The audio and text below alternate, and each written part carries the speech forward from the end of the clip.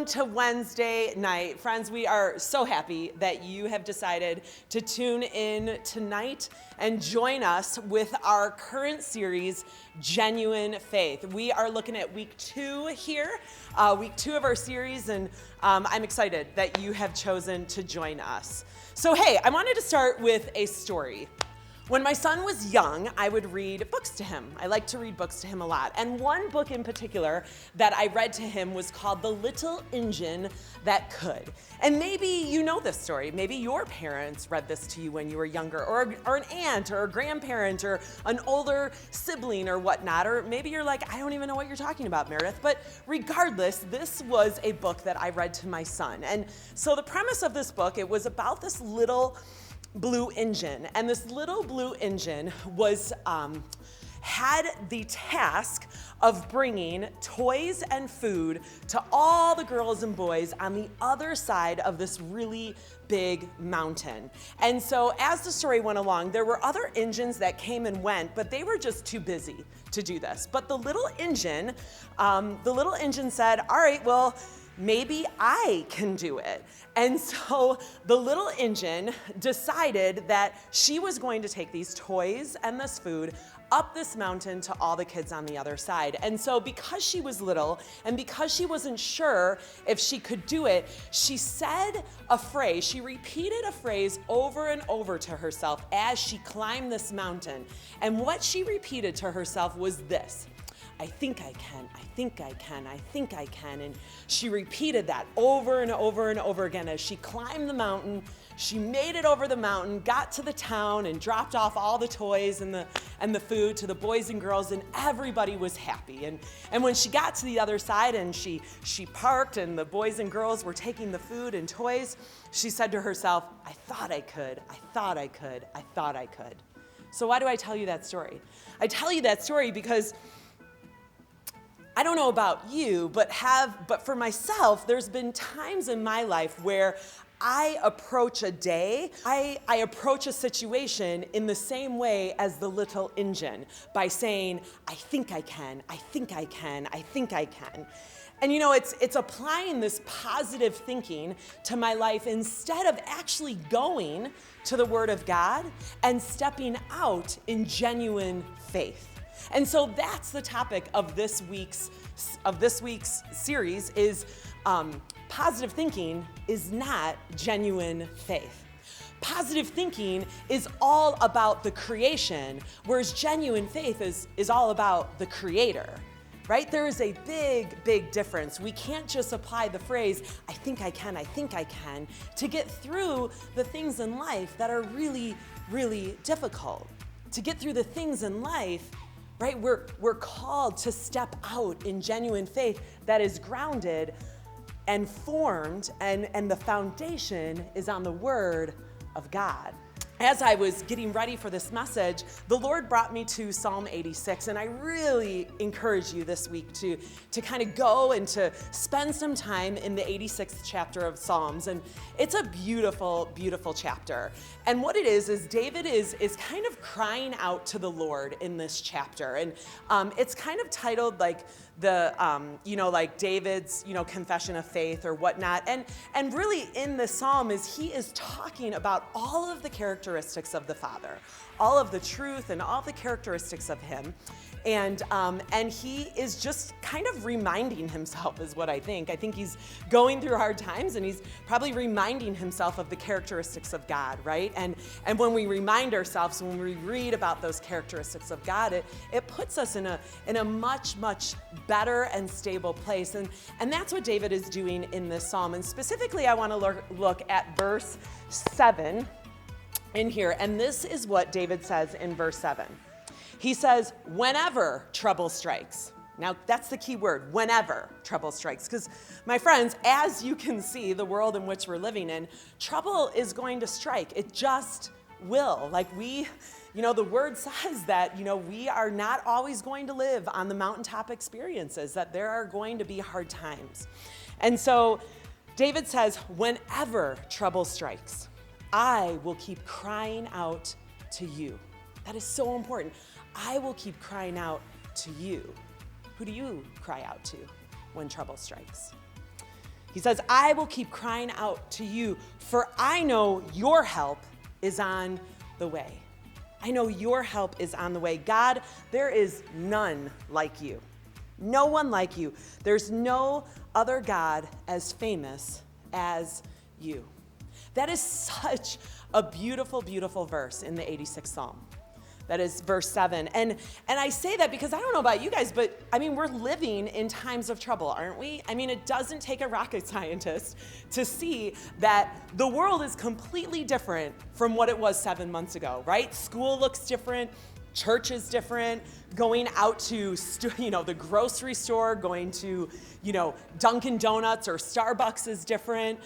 Just how we gather, everything is different. And so, with everything being different, when we face great times of trouble, like the question is, it comes out to who are you reaching out to? Like, who have you been reaching out to these last 7 months? Because we are living in times of uncertainty, in times of trouble. And, have you been going to other people to, or reading like positive quotes that are gonna be like, you can do it, get through the day, just, the grass is greener, tomorrow, or the grass is greener on the other side, or have you been drinking deep of the Word of God, right? To form that deep foundation to be able to walk upon and able to endure the days with. Have you been going to the Word of God? Have you been spending time in worship? Have you been just sitting still with Him? Or have you been repeating the phrase to yourself when Monday comes and you got to sit in front of the computer or, for class or go to school with a mask on? Do you just say, oh, I think I can, I think I can, I think I can. And you just operate out of your own will and your own strength versus the strength of the Father. And so, the thing is, I do want to make it clear that I don't have an issue with positive thinking. Like, I really don't at all. I think it's great to think positive. I think it's awesome to be able to, to look at your day with the mentality of this is the glass is half full versus half empty. I don't have a problem with that. What I do want to caution you in is that positive thinking is not the first thing that we do. Right? That it's not the be all end all. Like, our genuine faith should fuel the positive thinking. It shouldn't be the other way around. Like, our positive thinking comes out of a deep relationship with the Father. The positive thinking comes from the truths and the characteristics that we know to the core of our soul to who the Father is and what He can do, what He has done, what He will do, and what He will continue to do. So I don't have a problem with thinking positive. I have a problem when we choose positive thinking over genuine faith. Because when we choose that positive thinking, we're choosing to satisfy ourselves versus glorifying God. There's a big difference there, right? Genuine faith, it catapults us to the Father to believe that we can operate, that we can look at this world, that we can endure on His power, on His strength, on His truth, His joy, His purposes, right? His truth. It points us, genuine faith points us to the Father versus positive thinking just pointing it to us and how we can get through the day and how we can muster up enough, power to be able to plow through the week, or how we can muster up on ourselves enough joy to be able to be kind to others. Positive thinking makes it all about us. Genuine faith makes it all about the Father. I don't know about you, but when COVID hit 7 months ago, my world, as I'm assuming yours and everybody else's, was turned upside down, right? Like, I was just in a gross place. I wasn't happy. Everything had changed. Youth group was going so well and having so much fun, seeing you guys each week and planning for retreats and all kinds of stuff and events, and just everything stopped. And I was bitter and I was upset. And so the people around me, they experienced that. I couldn't hide it good enough, and nor should I, right? And so the people around me were both Christians and non-Christians. And so One of the things that people would always say to me is, you know what, just try to look on the bright side, Meredith. Just try to think happy thoughts, just think positive, right? I think I can type of mentality was coming from these people all the time. And it just got annoying because it wasn't pushing me closer to the Father, right? It was actually adding more pressure on myself with everything that was going on in the world. I was feeling more pressure and, more anxiety because it was like, oh my gosh, with everything going on that I don't have control of, now on my own will and my own strength, I have to muster up enough positivity to get through the day. That's not what the Father wanted. That's not what he wants for me. That's not what he wants for you, right? We need Jesus.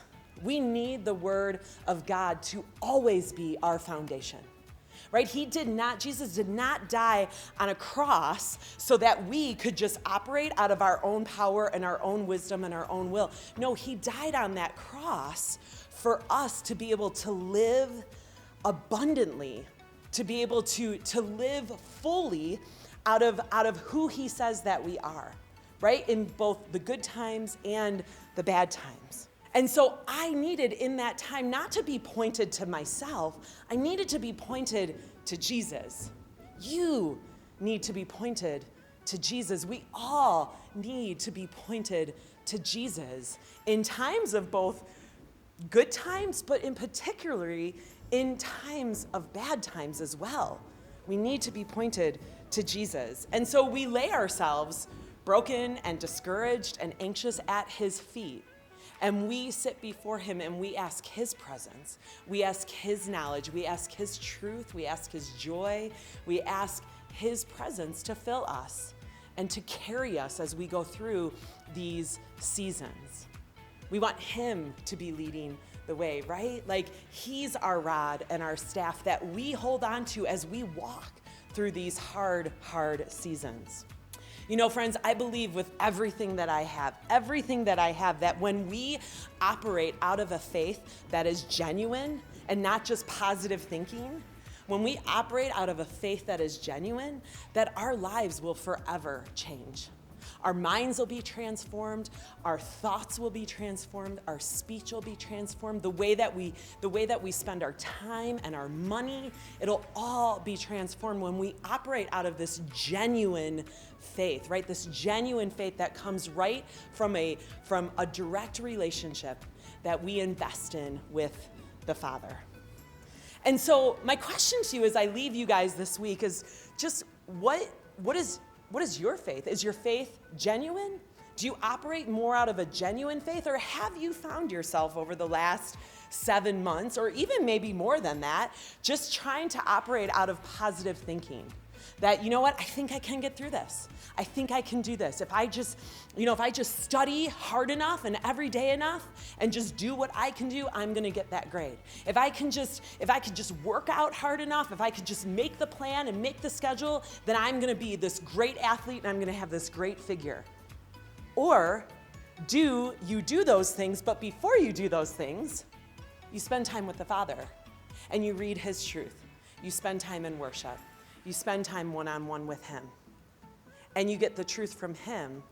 And you build the foundation of faith with the Father so that you can say, okay, I'm going to study. Now I've spent some time with the Father, and now I'm going to study.